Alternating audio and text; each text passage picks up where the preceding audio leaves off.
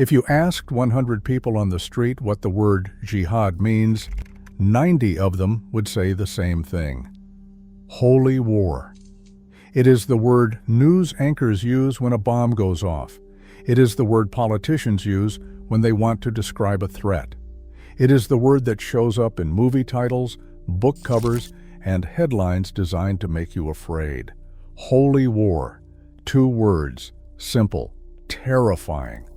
And almost entirely wrong, because jihad does not mean holy war. That phrase, holy war, does not exist anywhere in the Quran. It is not in the Hadith. It is not in classical Islamic jurisprudence. The Arabic term for holy war would be harb muqaddasa, and that phrase appears nowhere in Islamic scripture, not once. In over 6,000 verses of the Quran and tens of thousands of recorded sayings of the Prophet Muhammad, the term that Western media has turned into the single most feared word in any language is simply not there. So what does jihad actually mean? Where did the real concept come from? How did an entire civilization's understanding of spiritual struggle get collapsed into a 2-word slogan designed to sell fear? And what happens when you strip away the headlines and actually read what Islamic scholars have been teaching about jihad for over 14 centuries? By the end of this video, you will know more about jihad than most people who use the word every day. And what you learn might make you uncomfortable, not because it is dangerous, but because it reveals how badly an entire civilization has been misrepresented. If you are new here, subscribe to Atlas of Religion.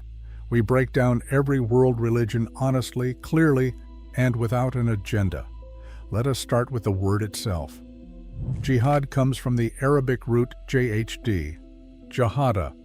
The root meaning is effort and struggle, to exert yourself fully toward a goal. When the Quran uses the word jihad, it is describing the act of striving in the path of God, not exclusively through violence and not primarily through violence. The word encompasses every form of struggle a human being can undertake in service of what is right, spiritual, moral, intellectual, social, and yes, in certain specific circumstances, physical. But here's what most people never learn. Islamic scholarship has historically divided jihad into categories, and the one that gets all the attention is actually considered the lesser form. The greater jihad, Jihad al-Akbar, is the internal struggle, the daily, invisible, lifelong war that every Muslim fights inside themselves, the struggle against ego, against selfishness, against laziness in prayer, against dishonesty, against the parts of your own nature that pull you away from God and toward destruction. This is the jihad that Islamic scholars across centuries have called the most difficult and the most important. Not because it makes headlines, because it never ends. There is no ceasefire in the war against your own worst instincts. There is no treaty with your own ego. You wake up every day and fight it again. The source most commonly cited for this distinction is a hadith, a recorded saying of the Prophet Muhammad, in which he reportedly returned from a military campaign and told his companions that they had come back from the lesser jihad to the greater jihad. When asked what the greater jihad was, he said it was the jihad of the self, the struggle against your own soul. Now, here's where intellectual honesty matters, and this is where Atlas of Religion does what most channels will not. That particular hadith is considered weak by many hadith scholars. Its chain of narration does not meet the strict authentication standards that scholars like al-Bukhari or Muslim Ibn al-Hajjaj applied to their collections. Some classical authorities, including Ibn Taymiyyah, explicitly rejected it. So the greater jihad versus the lesser jihad framework, while widely taught and deeply embedded in Islamic culture, does not rest on the strongest possible textual foundation. But that does not mean the concept is fabricated. The The Quran itself repeatedly emphasizes internal spiritual struggle as central to the Muslim life. Surah Al-Ankabut, chapter 29, verse 69, says those who strive in God's cause, God will guide them to His paths. The Arabic word used there is jahadu, they strive. The context is not military. The context is spiritual effort. Surah Al-Hajj, chapter 22, verse 78, commands believers to strive for God as He deserves to be striven for. Again, the language is jihad, and again, the context is broader than any battlefield. The Quran uses forms of the word jihad in dozens of verses. Some refer to armed conflict, many do not. The word is applied to striving through wealth, giving generously when it costs you. Striving through knowledge, speaking truth when silence is easier, striving through patience, enduring hardship without losing faith. The Quran's use of jihad is vast, layered, and contextual. Reducing it to one meaning is like reducing the English word love to one definition. You could do it, but you would lose everything that makes the word meaningful. If this is already changing how you understand one of the most misused words in the world, hit subscribe and like this video, because Atlas of Religion breaks down religion the way it actually works, not the way headlines want you to think it works. Now, let's talk about the part everyone fixates on: military jihad. The Quran does permit armed struggle under specific conditions. Surah Al-Baqarah, chapter 2, verse 190, says, "Fight in the way of God those who fight you, but do not transgress." That last clause matters enormously. Do not transgress. Islamic jurisprudence built an entire legal framework around what that means.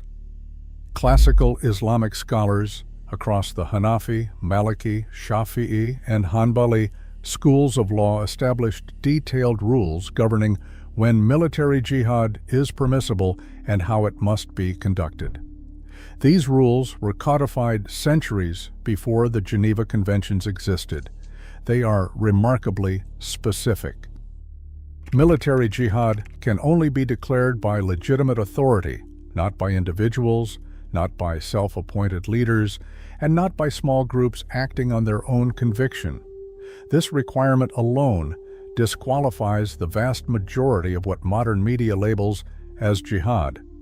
A person or organization that declares jihad without state authority is acting outside the framework of classical Islamic law, regardless of what they claim. The conditions for military jihad require a genuine defensive necessity. Muslims must be under attack, their land invaded, their people persecuted, or their ability to practice their faith actively suppressed.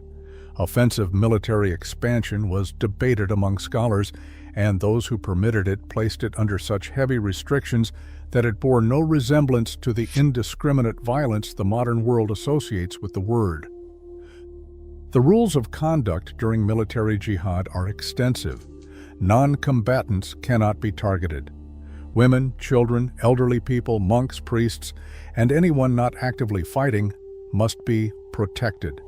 Trees cannot be burned, crops cannot be destroyed, water supplies cannot be poisoned, animals cannot be killed needlessly. Places of worship like churches, synagogues, and monasteries cannot be damaged. Mutilation of the dead is forbidden. Prisoners must be treated humanely. Forced conversion is explicitly prohibited. Surah Al-Baqarah, chapter 2, verse 256, states plainly that there is no compulsion in religion. These are not modern reinterpretations by reformist scholars trying to make Islam look palatable to Western audiences. These rules come from the earliest generations of Islamic jurisprudence.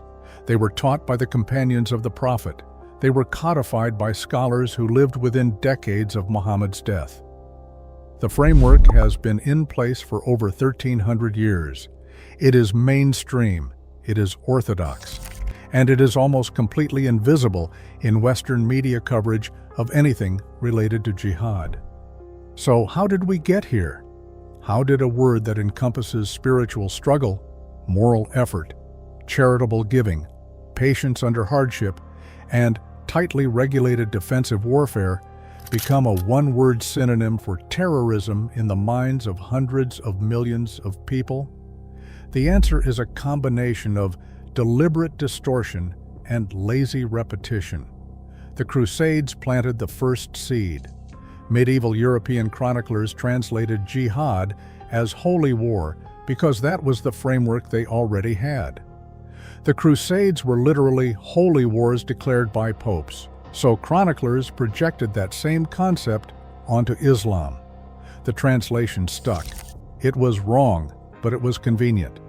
It made Islam fit neatly into a narrative Europeans already understood, a violent religion spread by the sword, the mirror image of their own holy wars, but without the justification. Colonial era. Orientalist scholars reinforced the distortion. 19th century European academics studying Islam in the context of colonizing Muslim-majority lands had every incentive to emphasize the military dimension of jihad and downplay the spiritual one. A religion that teaches inner struggle and moral discipline is harder to frame as a threat than a religion that commands holy war. And colonial powers needed the threat narrative to justify their presence. The 20th century added a new layer. Political movements in the Muslim world, some responding to colonialism, some responding to authoritarian governments, and some reacting to geopolitical humiliation, invoked the language of jihad to mobilize armed resistance. Groups used the word. Leaders used the word. They used it selectively, emphasizing the martial dimension while stripping away the legal and ethical framework that classical scholarship had built around it. They needed a rallying cry, not a jurisprudence lecture, and then Western media completed the transformation. After September 11, 2001, the word jihad entered the global vocabulary as a synonym for suicidal violence. No context, no history, no distinction between the greater and the lesser, no mention of the legal framework, no acknowledgement that over 1 billion Muslims use the word every day to describe their struggle to wake up for morning prayer, resist temptation, be patient with their children, or to give money they cannot afford to someone who needs it more. The word was weaponized, and not by Muslims, but by the people reporting on them. The result is one of the most successful acts of linguistic hijacking in modern history. A word that for 14 centuries meant something vast, layered, and deeply personal was compressed into a two-word English phrase that did not exist in the original language, and that phrase was then projected back onto 1.8 billion people as if it represented their core belief. Now, does this mean that no one has ever committed violence in the name of jihad? Obviously not. People have killed in the name of every religion on earth. Christians launched the Crusades, the Inquisition, and centuries of colonial violence under the banner of spreading the faith. Buddhists in Myanmar carried out ethnic cleansing against Rohingya Muslims. Hindu nationalists have perpetrated mass violence against religious minorities in India.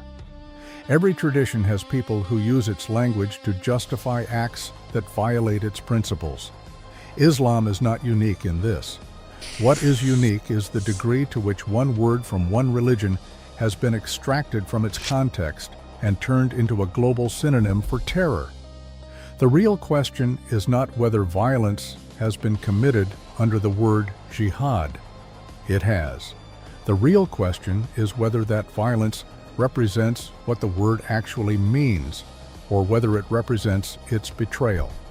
If you have read the Quran's conditions for military struggle, if you have studied the classical rules of engagement, if you have understood that the greater jihad is the war inside yourself, and the lesser jihad is the last resort defended by a legal framework more restrictive than most modern rules of war, then the answer is clear. The people who strap bombs to their bodies and call it jihad are not practicing the concept. They are desecrating it. And the media that broadcasts their misuse without providing the actual definition is complicit in the distortion. Jihad means to struggle, to strive, to push yourself toward what is right when everything in you wants to quit. It's the Muslim mother working 2 jobs who still makes time for prayer. It's the Muslim student who refuses to cheat when cheating would be easy. It's the Muslim doctor serving in a refugee camp. It's the Muslim teenager who chooses honesty when a lie would make life simpler. That's jihad. Every single day. No headlines, no cameras, no fear. And the fact that you probably never heard that definition before this video tells you everything you need to know about the gap between what a word means and what the world has been told it means. Thank you for watching. If this video changed how you understand one of the most important words in the world's 2nd largest religion, subscribe to Atlas of Religion. We break down what billions of people actually believe, not the distorted version, the real version. And we're just getting started. Next, we're tackling another word the world thinks it understands, but doesn't. A concept that everyone uses and almost nobody can define correctly: karma. What it really means, where it actually comes from, and why the Western version is a complete invention. That video is right here. I'll see you there.